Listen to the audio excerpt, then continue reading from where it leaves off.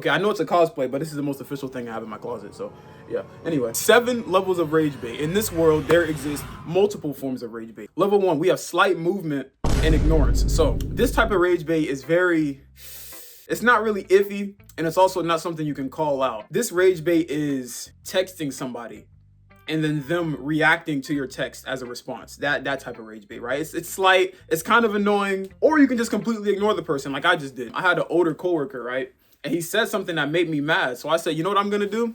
Next time he talks to me, because he used to like tell stories, I said, next time he talks to me and tells me a story, I'm gonna stare at him as he's talking. And then when he's done talking, I'm gonna stare at him the same way. And that's what I did. I remember he got so mad. Slight movement and ignorance, it's very effective, but it depends on the person you do it with. Because if the person doesn't care as much as you care, then it's not gonna work. But if they care more than you care, and you just hit them with a shrug, thumbs up, thumbs down, or any type of like reaction to their text, yeah, you're probably gonna get blocked. The techniques I'm gonna discuss today is what I like to call them. I love how I'm finna discuss this like it's like a power system in anime. Like this is an anime power system rage bait. It low-key is though, because there are different forms of like rage bait, because it's like this confusion on the internet of what rage bait is. Like, oh, it's just anything is rage bait. If you don't agree with me, it's rage bait. No, there are different, trust me, I do this. There are different forms of rage. And the last one, by the way, the last one really is, it's not even a form of rage bait. It's like beyond that.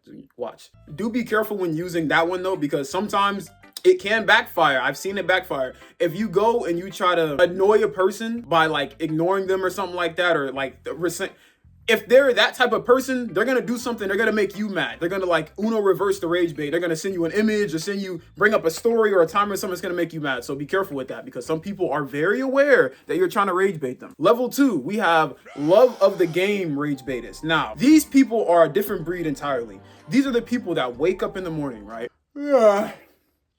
Rage bait. They hop on social media strictly to rage. These people, you can't reason with these people. These people, half the time, they know they're wrong. Okay, these are called the love of the game people. If you're unfortunate enough to run into a love of the game rage baiters, you might have to use different techniques. It's so weird, because I swear it's like a power system, like Nen. Like, okay, if you come across this type, you have to use this. But no, if you come across a love of the game rage baiters, this person knows what they're doing. You have to like ignore them or like match their level of rage bait, because other than that, you're gonna lose. You're gonna end up being mad. They're gonna do something that's gonna make you mad, and now you're sitting there angry and they're sitting there smiling.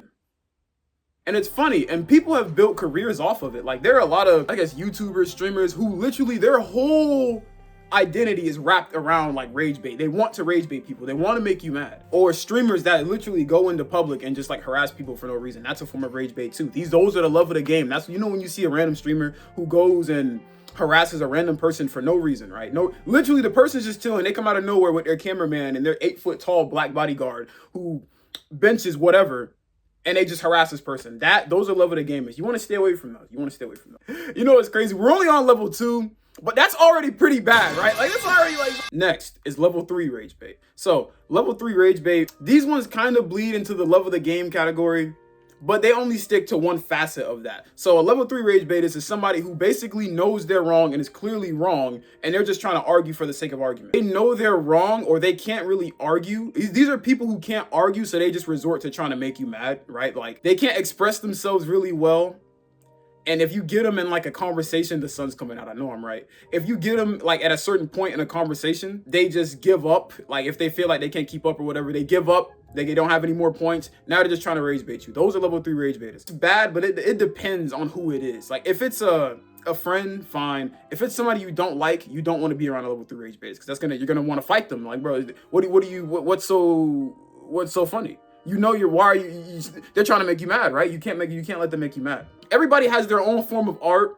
Some is just ignorance, some is just making them more mad than they made you. It's it depends on the person, but that's level 3 rage baiters. Now we have giving orders rage bait. Giving orders rage bait is basically people trying to make you mad by telling you what to do. This rage bait only works on a certain type of person. Like me, it doesn't work on me. I just laugh. Like giving orders rage bait is basically used to trigger your ego. It's used to make you feel like you're being told what to do. Even though you're not gonna do it, it still makes you mad because of the authority the person used to tell you that thing. So let's say, for instance, you're playing a game, right? And you beat somebody. And you tell him, bro, you know what you do? Don't touch the game until you get good. right? It's like, what? That made me mad, and I just said it. It's like that. It's like, bro, you know what, bro? That's what you need to do. Sit down, turn off the game. You need to learn. You're not good at the game, bro. Turn it off. Come back later. Try again later. Authority makes people mad, and it's entertaining. I'm not gonna lie, it's entertaining. I use it sometimes, but here's the thing with me. So I like to give warnings. Like, I'll be like, listen, bro, don't calm down, don't do it, don't say it. And then they say it, but okay, now you're gonna be mad. Now you're gonna be mad. See, now you're gonna try to dox me. Now you're gonna try to find where I live. So yeah, that's basically level 4 rage bait, is giving commands. Now, how to fight off this rage bait? Don't listen to him. It depends on how big your ego is. Like, if you have the ego of Vegeta or like any Blue Lock character, it's gonna be very hard for you to hear a command like that, especially if they just beat you in something. Like, let's say somebody, I don't even know, beat you in a foot race even, and they tell you, bro, you need to go train. Don't talk to me until you train and you get faster. It depends on how, like I said, it depends on how big your ego is, because I've tried this. I have friends whose egos are like high, and then I had friends whose egos are low. People with like low egos or that really don't care about competition that much, it's not gonna make them mad. It's like Baro, right? When he kept calling Isagi a donkey, it made him mad. But then when he finally got called the donkey, his ego was so big, it was like he couldn't take it, right? He was like, it's funny to me. It's funny, especially if the person deserves it, right? Because let's be real, some people do deserve to be rage baited. If you come and you try to be funny and you try to be condescending, I'm gonna make you mad, and it's gonna be funny, and I'm gonna laugh, and I have a very annoying villainous laugh, so that helps me tenfold. Anyway. Okay, next we have comparison rage bait. This type of rage bait, this is level 5. Now, this is when you personally attack something that somebody likes and you compare it to something else that it could be your opinion or obviously isn't as good. You compare the two things in an effort to make the person mad. Even if it's not true, it works because it bothers that person so much that they can't help but respond. That's called rage bait. And then they get roped into it, and then you loop them into it. And then from there, once they're in the range of your domain, you can use whatever type of rage bait you want, bro. You can rage bait them to the point, get them all the way to the edge, and then just ignore them. You can use level 1. Like, it's like a power system. It's weird, but it works. This type of rage bait is good when it comes to fandoms, like anime fandoms, character fandoms, whatever. You've heard 1,000 times, oh, but they're not beating Goku. He can't be Goku. They can't be Goku. That type of rage bait. But some of that is true. I'm not gonna lie. Like, when rage bait, or it's not really rage bait, I think this is facts. When somebody says Luffy beats Naruto, I'm like, yeah, he does. Obviously he does. But that genuinely makes some people mad. Some people get mad when you say that Luffy's not beating Naruto. I've seen people type paragraphs, which I'm not going to read, by the way, because no. I've seen people type paragraphs defending a certain character, saying that, oh, this isn't true. This character is this good. They're better than him. That's wrong because of this. The story over here is better than the story over there. When really it's all opinionated. The one point I want to make on this video, none of these forms of rage bait work if the person realizes they're being rage baited. And unless their head is so big or their ego is so fragile, you can just poke it and then they'll explode. Like, you know, those type of people are usually the crash outs. But yeah, level 5 rage bait. Comparison. Okay, now we getting serious. Hold on, I gotta put on the glasses. Now we getting serious. I look like a character who's trying to max out his stats. Like, okay, I got the gloves for defense, I got the suit for the agility, I got the glasses for the accuracy. Like, I'm maxing out my stats in this video. Okay, level 6 rage bait. Horrifying takes.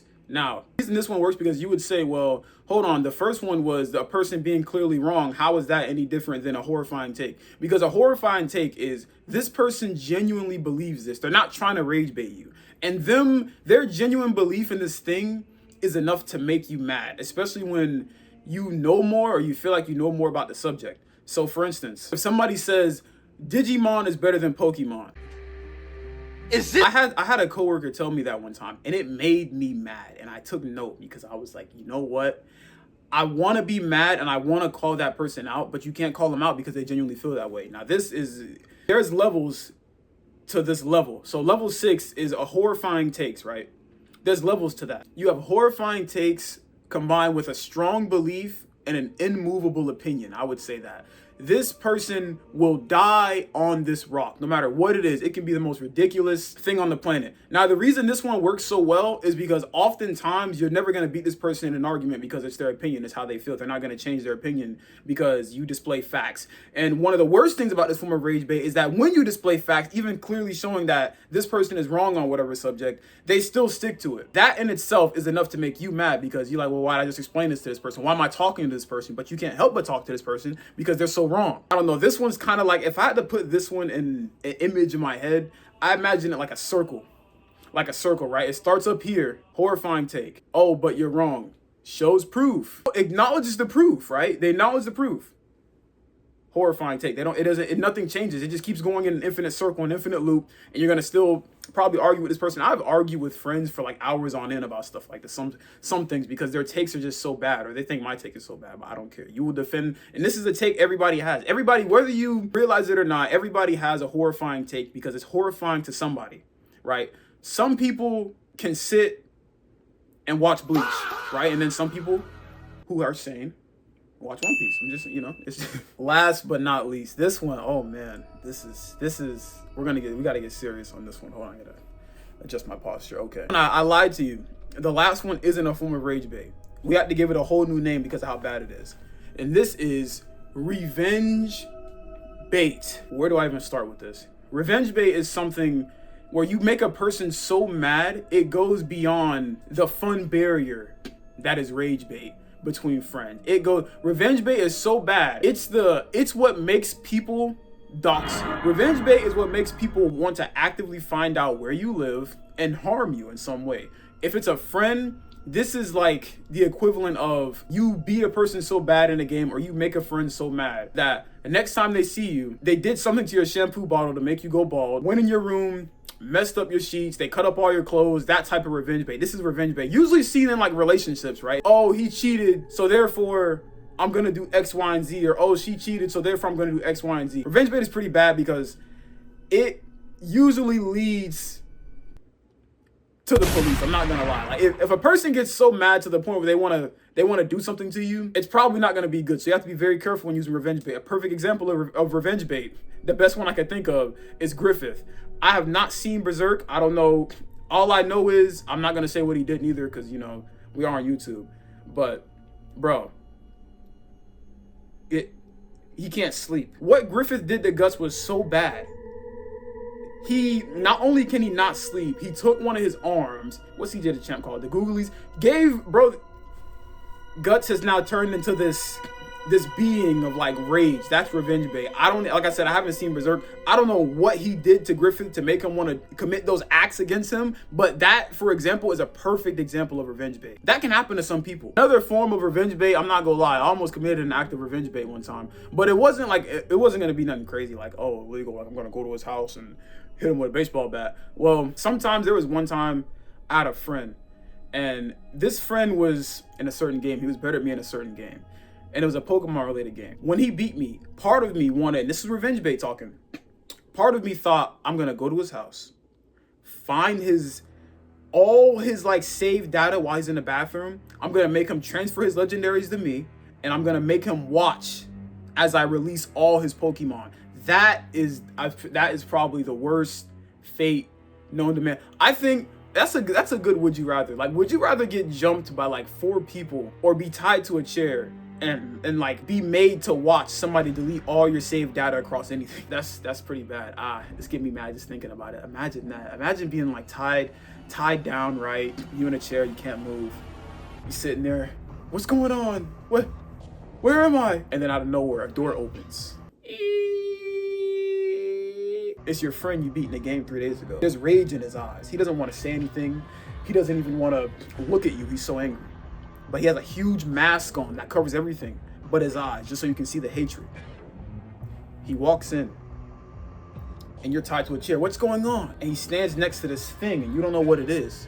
It's a box. No, it's not a box. It's a stand with a TV on it. You think, what is that? You look to the left. It's your PS5. It's every system you ever had. You know the Game Boy you lost back when you were 4? That's there too. He sits down. Listen, he sits down, folds his hands, has somebody come in. His name's Enrique. Enrique logs into all your accounts, passwords, all that's guessed, and then deletes everything one by one. Your friend is sitting there with his hands folded looking at you, and you're sitting there like, stop, what are you doing, stop. And then he gets to the last file, the file you had as far back as you can remember, the very first save file. And then Enrique hands the controller to your friend. Your friend grabs it, looks you in the eye, presses A, the file's gone. That is revenge bait. That's definitely a form of torture. Like something you've been working on for years, right? They just come in and just hand it. You know, let me get that. Beware. Rage bait responsibly. Wear your seatbelt. Actually, okay. Hold on, wait. I take that first point back. Go back. When I said rage bait responsibly, only do that with people you don't know. With your friends that know you, it's fair game. Thank you for watching and subscribe. Subscribe, by the way. Subscribe. And I will see you in the next one. Peace. Hey.